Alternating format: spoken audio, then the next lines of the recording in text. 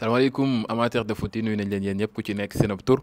ak seen ab sant xibaar tey ji 30 mai 2025 ci wàllu tàggat yaram deuxième vidéo d' abord képp koo xam ne nii abonné go sunu chaîne YouTube bu ko taay bësal le bouton s'abonné bi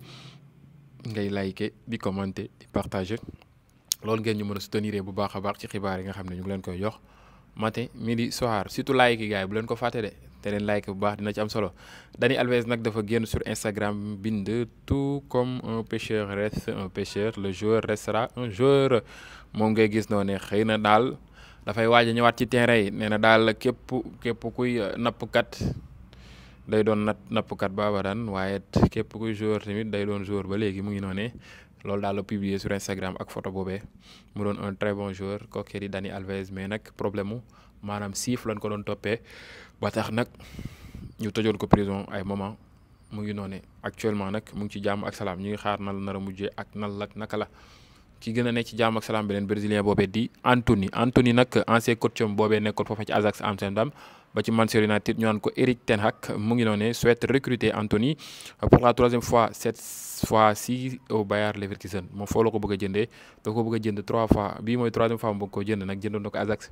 jóge Ajax ñëw Manchester United jëndaat ko jóge Manchester United dem Leverkusen bëgg koo jënd jamono ji ñu ngi xaar nan la nar a mujjee ak nan la naka la kookee di Erik ten Hag ancien coach Manchester United moo ko Antony ancien joueur United ba nii dafay delluwaat United nag ci noonu nag ko bëgg a jënd Manchester United moomee nag moo dóor Hong Kong 3-1 ci benn match amical bu ñu amoon mu ngi noonu ngeen xamee ko noonu mu doon match boo xam ne gars yi daal ñu ngi wàcc seen pré-saison ñooñu di waa Manchester United xamuñu nag kookee di Amorim nag lii ren jii la waroon doog a jël loolu di Manchester United comme ni ma ko yàgg waxee instant dafa teel a commencé pré-saison ba ñëpp jël vacances moom mu continuer di jouer ay match amical am ngir mën a defar équipe bi déwén instant motivation bu yaatu moom la ànd ak kookee di Manchester United gars yi Julián Álvarez a été élu joueur de la saison de l'Atlético Madrid les chiffres de sa saison avec les Colchoneros 29 réalisations mu ngi noonu 7 passes décisives 54 apparitions mu doon loo xam ne nii c'est exceptionnel 36 contributions boo boole lépp ci comme saison ren bi une première saison espagnole pleinement réussie pour kookee ñu naan ko mën naa ni Alvarez un joueur très bon mu ngi noonu le gardien de but de FC Barcelone ñu naan ko Marc-André ter Stegen Julian Nagelsmann nag da ko jox confiance bu yaatu que ni daal moom mooy doon gardien number one am ci Allemagne bi nee na Marc-André ter Stegen sera titulaire dans les buts pour le Final Four bi demi-finale Ligue des Nations mu ngi noonu il sera le numéro 1 je suis convaincu qu'il fera de grands matchs il s'entraîne bien même s'il n'a pas beaucoup joué nee na nag kooku di ter Stegen moo war a joué ñaari match yooyu Final Four bi demi-finale yi loolu di Ligue des Nations yi mu ngi noonu en tout cas am na yaakaar que ni dina def match yu am solo ci match yooyu da ngay jéggi te nee na entraîné na bu baax malgré joué wul match yu bëri à propos d'un possible transfert de ter Stegen du FC Barcelone nee na j'ai parlé avec Flick ci le fait que ñuy tudd ter Stegen ba xam dafay jógee Barça ou pas nee na waxtaan na ak Flick mais certainement pas des plans de transfert du Barça j'ai lu qu'il pourrait être un candidat à la vente mais ce n'est pas mon rôle nee na nag gis na ne liir na ko que ni kooku ter Stegen daal mën na bokk ci joueurs yi nga xam ne dañ leen nar a jaay foofee ca Barça mais nag nee na loolu du ay mbiram ki nga xam ne nag moom la Leverkusen jaay Liverpool mooy Frimpong mi nga xam ne depuis un bon mois ma ngi leen di annoncé que ni Liverpool da ko bëgg te mbiri sori na ci bu baax a baax les Red Devils lèvent la clause libératoire du joueur néerlandais 35 millions d'euros il signe un contrat de 5 ans avec le champion d'Angleterre kooku di Frimpong l'Hollandais latéral bi nga xam ne mën na jouer piston droite il est exceptionnel un très bon joueur kooku di Alexander-Arnold dafa dem rejoindre Real Madrid ñu officialisé ko tak Liverpool officialisé kooke ñu naan ko Frimpong l'Hollandais mu ngi noonu mu doon loo xam ne nii en tout cas c'est super les Red Devils les Reds bokk du moins actuellement am nañ beneen latéral ba Trent Alexander-Arnold jugee foofee sur chaque photo officielle un héritage silencieux se transmet le triangle Barça mu ngi noonu plus qu'un simple signe un clin d'œil à l'ADN du club ñoomee nag signe boobee dañ koy fàmm di def xaw ma nag suñu lan la mais dañ koy seetlu di ko faral di gis ci club Barça joueurs yi di ko def brésilien nag ñëpp ñu koy def Ronaldinho doon na ko fi def Neymar ñëw Piqué naka noonu jamono ci kookee ñu naan ko mën naa ne Rafinha moom mooy def li ni mel. Rafinha nag un très bon joueur moomee nag génn ba wax ci kan kookee ñu naan ko possible transfert Marcus Rashford foofee ca FC Barcelone ñu ko doon wax que ni ba xam du menace concurrence nag ragaloo concurrence yaak Rashford ba xam jaaxal toi nee na leen non honnêtement ça ne me préoccupe pas du tout nee na nag loolu daal frejew ko nekkul sax ci xelam. Bien sûr que je ne vais pas prétendre que je suis un titulaire intouchable, incontestable, un titulaire indiscutable aussi, ou que je ne serai jamais remplacé, mais tout joueur qui viendra devra travailler bien plus que moi, mu ngi noonu bien plus dur aussi que moi, et ça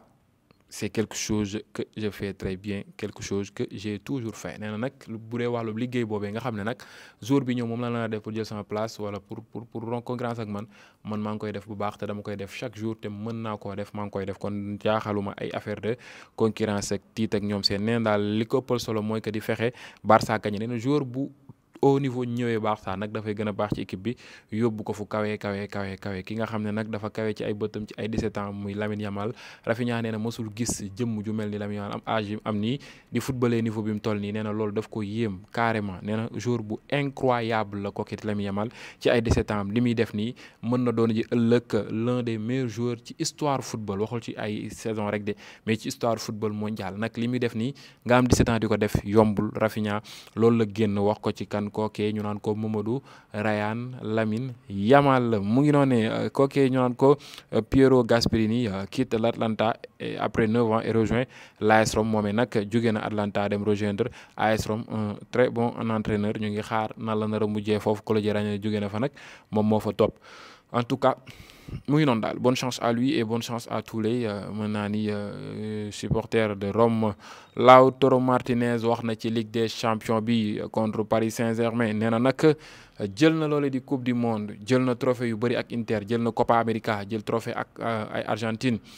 waaye te lenn rek moo ko dese muy Ligue des Champions bi. te Ligue des Champions ku ko mën a jël il faut nga war a mën a wane fulla ak fayda def fooye flam joxe lépp loo mën ci biir terrain bi. ay détails bu ko bàyyi bul bàyyi dara ci détail boo bàyyi sa morom da koy jël. kon li war mooy que du début à la fin tu donnes tout pour mën a gagner la Ligue des Champions. bare laa ci beneen wet gi moom it nag wax ne nee na j'ai rêvé tant de fois de rejouer une finale de la Ligue des Champions. mu ngi noonu nee na c'est le rêve de chaque enfant. Ce sont des matchs qui laissent une trace en toi. Contre Manchester City, nous avons fait un très bon match. mu ngi noonu mais la victoire n'est pas arrivée. Nous allons essayer d'être plus attentifs et de ramener la coupe à la maison. C'est le rêve de tout le monde. nee na nag képp kuy gone daal rêve nga di football final Ligue des Champions ba pare dafay bàyyi mën naa ne ay traces ay mbir ci sa àdduna. mu ngi noonu dalay topp lu bëree bëri. nee na nag jot naa football final ak Paris Manchester City jox nañ lépp luñ mën def match bu rëy mais finalement victoire mënul woon ñëw ci ñoom. nee na nag bii nag dañuy taaxirlu bañ a yàkkamti jéem a xool nan la ñuy def ba indi coupe bi seen dëkk boobeeg seen kër. kookee di Barella loolu la génn pour fas yéene baare kookee di Paris Saint-Germain ci finale Ligue des Champions ba ñu war a football. nee na nous devons tout donner sur le terrain car après une saison comme celle-ci nous méritons une belle fin. le milieu de terrain d'Inter moomee nag nee na le milieu de terrain du Paris Saint-Germain est très fort comme toute l'équipe. La force de l'Inter c'est le collectif dans son ensemble et nous l'avons démontré contre Barcelone. Sans un groupe uni tu ne bats pas une équipe aussi forte. nee na nag boo amul groupe bu mel ni Inter noonu doo mën a gagner